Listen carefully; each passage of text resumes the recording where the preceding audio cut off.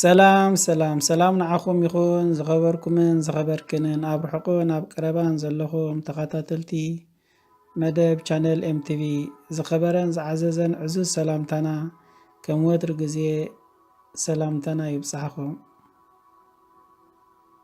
እምበር ናይ ሕጂ መዲብናልኩም ዘለና ድማ ሓንቲ ንእስ ዝበለት ግጥሚ ንኽተስተማቕሩ ናብ ምስትምቓር ግጥሚ ከብለኩም ናብኣ ክብለኩም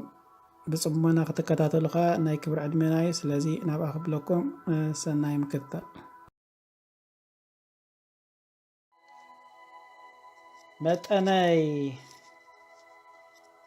መጠነይ መጠን ፍቕረይ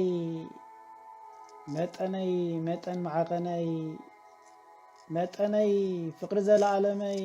ፍቕሪ መንፈስ ስጋ መጠነይ ፍቕሪ ዘለዓለመይ ፍቕሪ ክብሪ ዋጋ ንዓኺ ዝኸፍሎ ከምቲ ኣነ ዝዓሞ እኳ እንተኾነ ኣነ ዝጽመሞ መንፈስ ስጋኺ ክፍውስ ነቲ ዋጋ ክብርኺ ክድብስ ክመልሰልክስ ዕድል እዩ ዝሓትት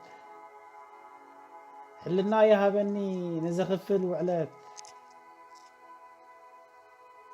ንጋህደይ ሕልመይ ሰሪጽክዮ ንስኺ ነፍሰ ስጋይ እናተወግአ ብበሊሕ ቅንጃሕኺ ንናይ ምስትምቓር እዋናት ብጽሖታት ነቑጣ ንድሕሪት ክምለስ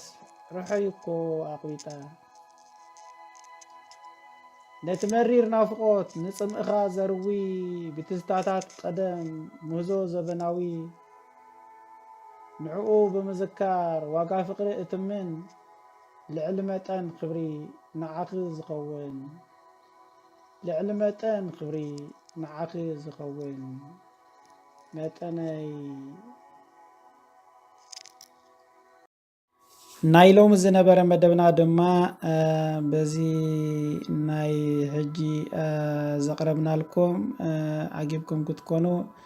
ተስፋና እዩ ንዝቕጽል ግዜ ወይ ከዓ ንዝቕጽል ግዜ ክሳብ ንረኸብ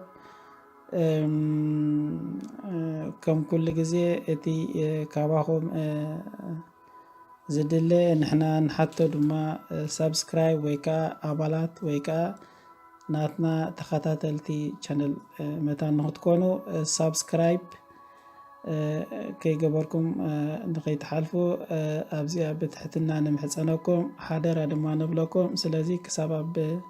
ቀጻሊ እንራኸብ ሰናይን ሰላምን ንዓኹም ይኹን ዝወደሓንኩም ቻው ሰናይን ሰላምን ንዓኹም ይኹን ባባይ ቻው